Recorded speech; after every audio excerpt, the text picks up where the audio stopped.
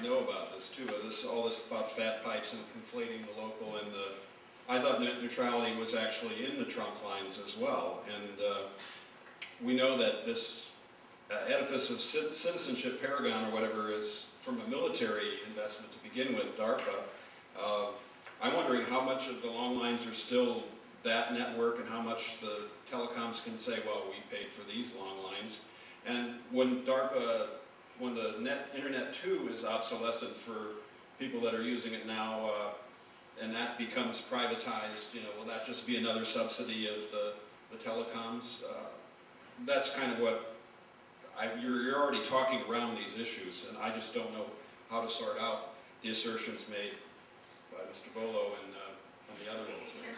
But I just don't know how much of the original backbone is still the military network and how much has been added on and what's going to happen next. And I would say that, rather than saying that we want it to stay the way it is now, why don't we call for government expenditures to have more fiber optics in the trunk lines and actually expedite the long lines as well as at point of citizen usage, whatever.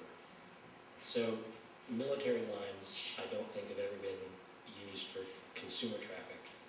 Back in the day, they were used a little bit for academic traffic, but that was phased out, I think in 1989, but not entirely sure about that date. In terms of who owns the trunk lines and who sets their prices, those are set by tariffs, which are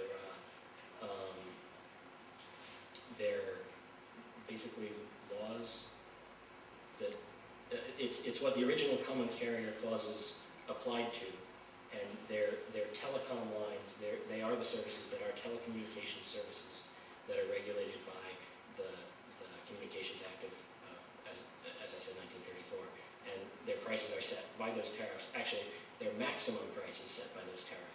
If for some reason the phone company wants to offer them cheaper, I think they can. But actually, that may not be true. You should check with that. Check with a lawyer before you get on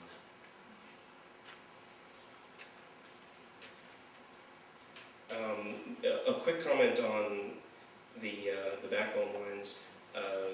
Just insofar as